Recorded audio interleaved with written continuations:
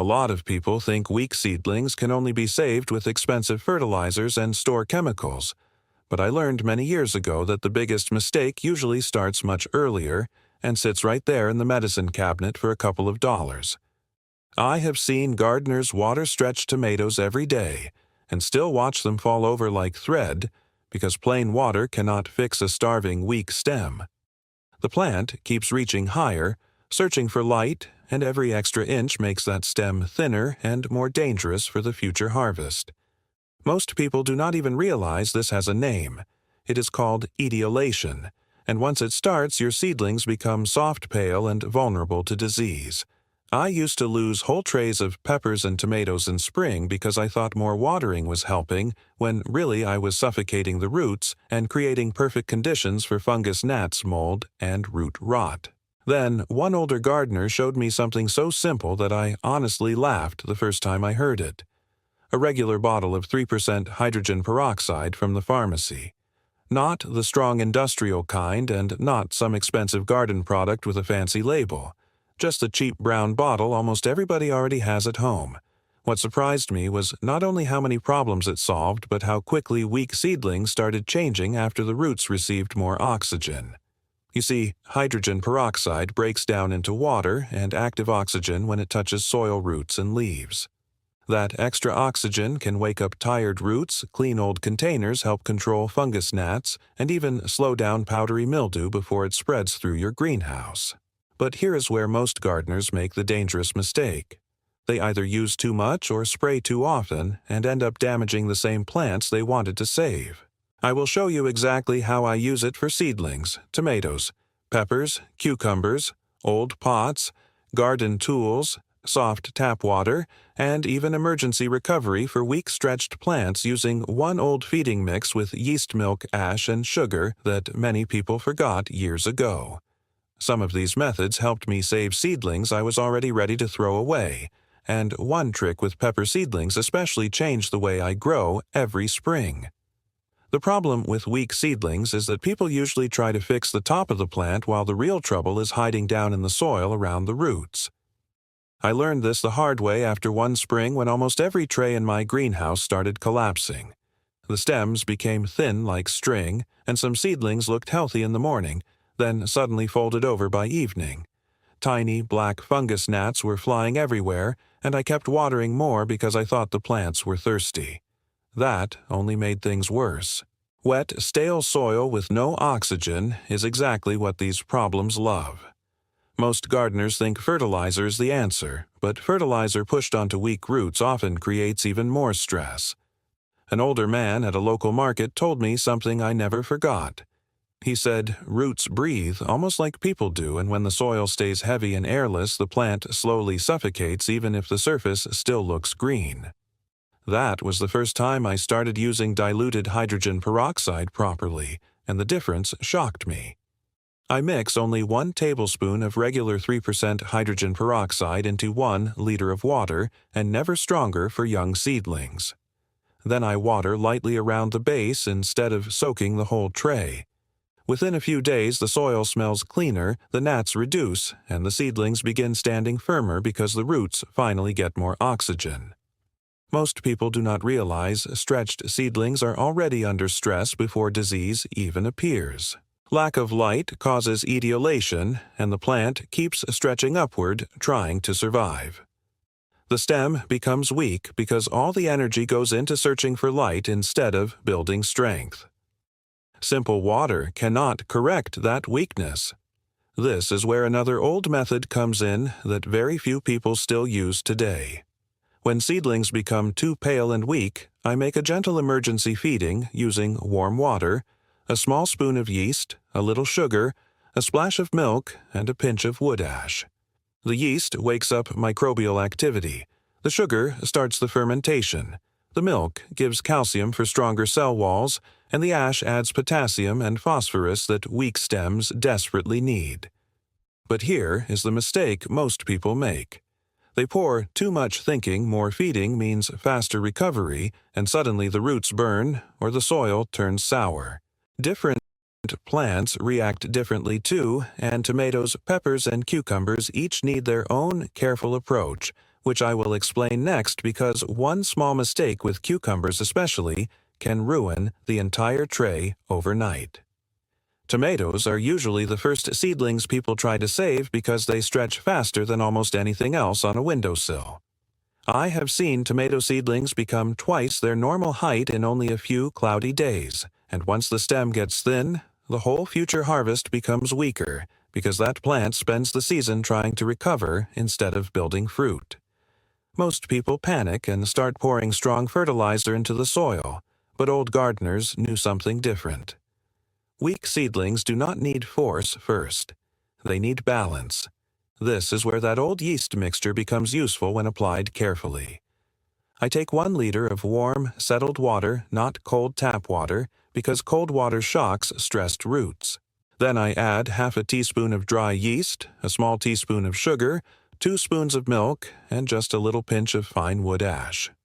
I let it sit for about 30 minutes until the water smells slightly sour and alive. Not strong and not rotten, just active. Then I dilute that mixture again because concentrated feeding is where many people destroy seedlings without realizing it. For tomatoes, I use about half a cup under each plant in the evening, when the lights are softer and the soil is already slightly moist. Never on completely dry soil because the roots can burn. After a few days, the stem usually darkens, thickens, and begins pushing tiny extra roots near the base. That is the sign the plant is recovering instead of only stretching upward. Peppers need a gentler approach because their roots are more sensitive and slower to react. With peppers, I use even less mixture and never repeat too quickly. Many gardeners overfeed peppers, trying to make them catch up, and the plant simply freezes from stress. What helped me most with peppers was combining softer feeding with better airflow. Just a light moving breeze from a small fan for an hour each evening makes the stem stronger naturally because the plant starts defending itself like it would outdoors. Cucumbers are different again, and this is where many people lose seedlings fast. Cucumbers hate heavy wet soil and too much feeding.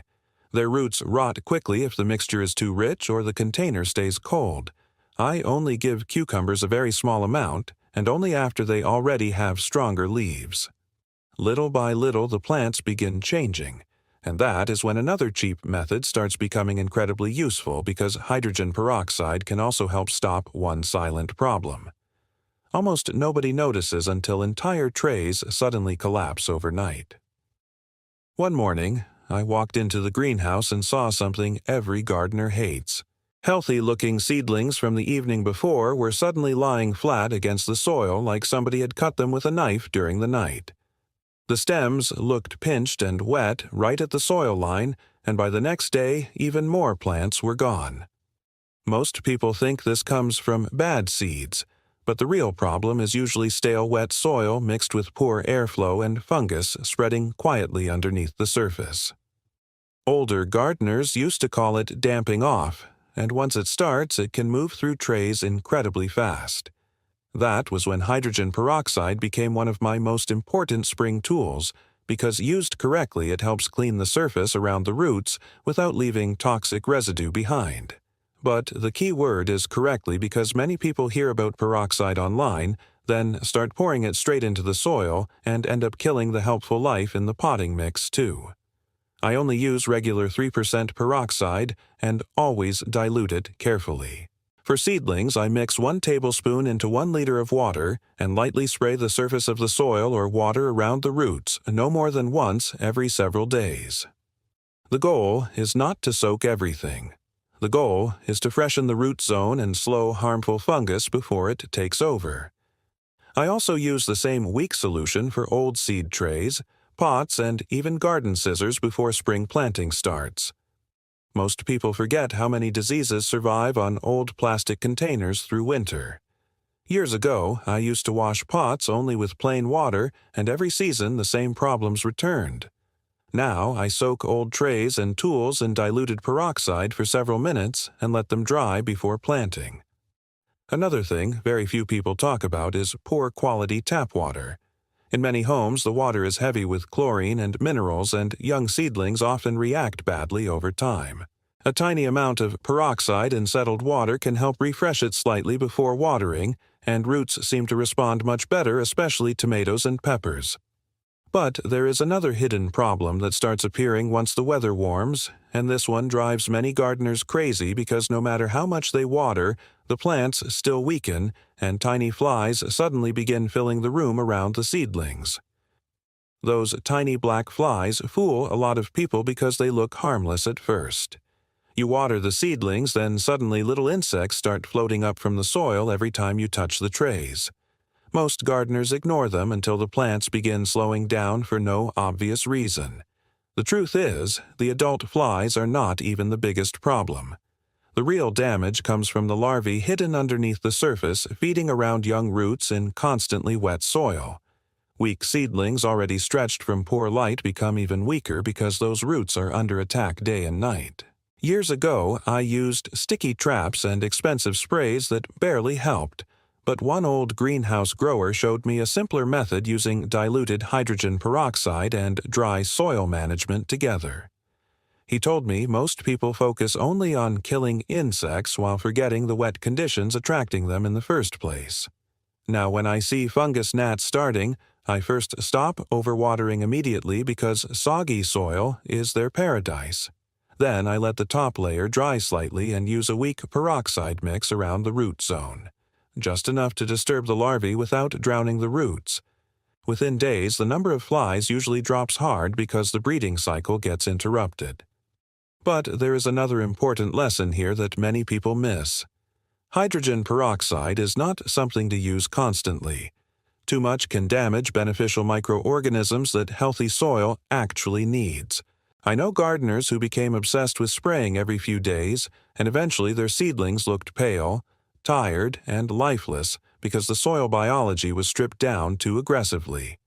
That is why I always test any spray first on one leaf, especially with peppers, cucumbers, and soft young greens.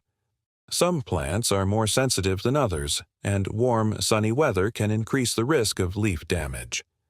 Evening treatments are usually safer because the leaves are cooler and moisture evaporates more slowly.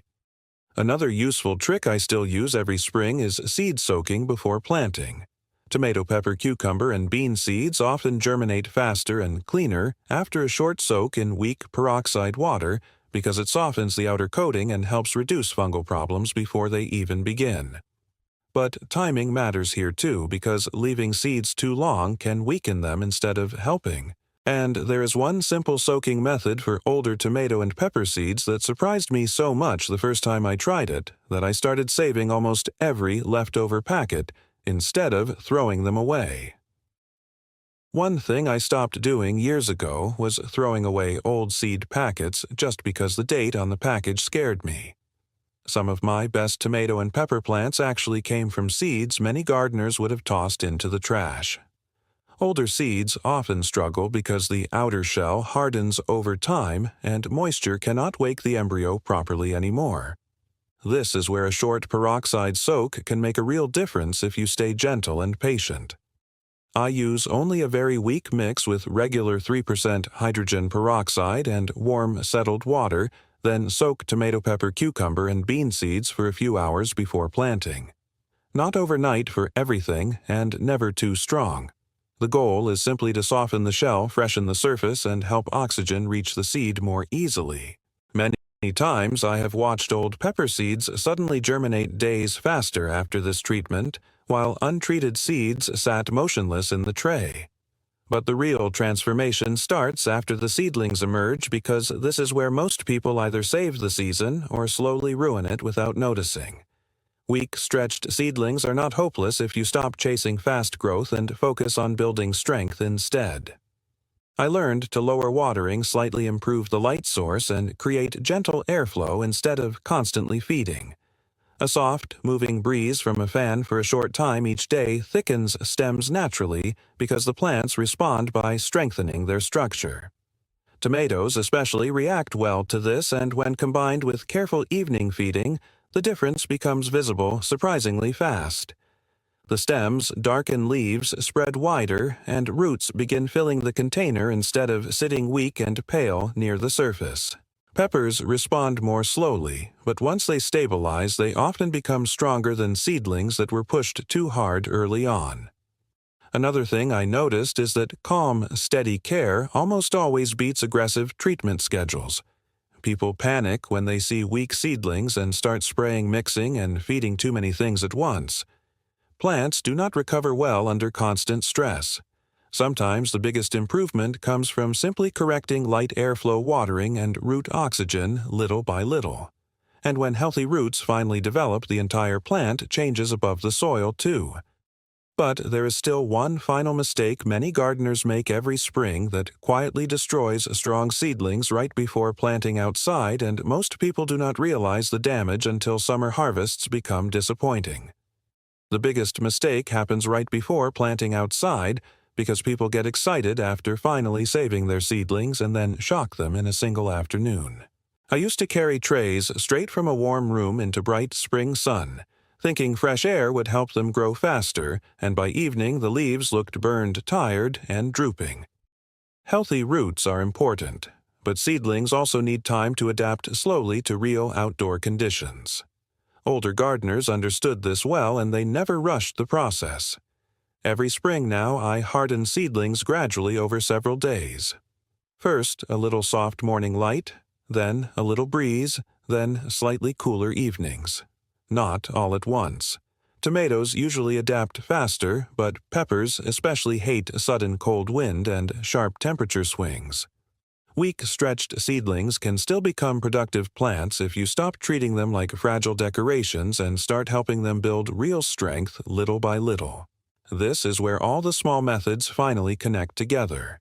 Better light steadies growth. Gentle airflow thickens stems. Careful watering protects the roots. Diluted peroxide freshens the soil and helps reduce fungus, gnats, mold, and rot when used correctly. The yeast mixture gives weak plants temporary support without forcing unnatural growth. Wood ash adds quiet strength through potassium and phosphorus. Milk helps support cell walls with calcium. None of these things are magic alone, but together they create healthier, more balanced plants without expensive chemicals or complicated systems. That is what many people over 50 appreciate most, because gardening becomes calmer, simpler, and less wasteful when you stop chasing every new product on the shelf. Some of the best harvests I ever had came from methods older people shared quietly decades ago, using simple pharmacy bottles, kitchen ingredients, fresh air, patience, and observation. I still smile every time I see somebody ready to throw away weak seedlings, then watch those same plants recover and fill the garden with tomatoes, peppers, and cucumbers a few months later. Weak seedlings are not always the end of the story. Most of the time, they are simply asking for better conditions, not more panic. And once you understand how roots, light, oxygen, moisture, and gentle feeding work together, you stop fighting the plants and start working with them instead. Next spring, when those first trays appear on your windowsill, you will probably look at them very differently, because there is one more forgotten trick with ordinary kitchen cinnamon that older greenhouse growers used for disease prevention long before expensive garden fungicides became popular.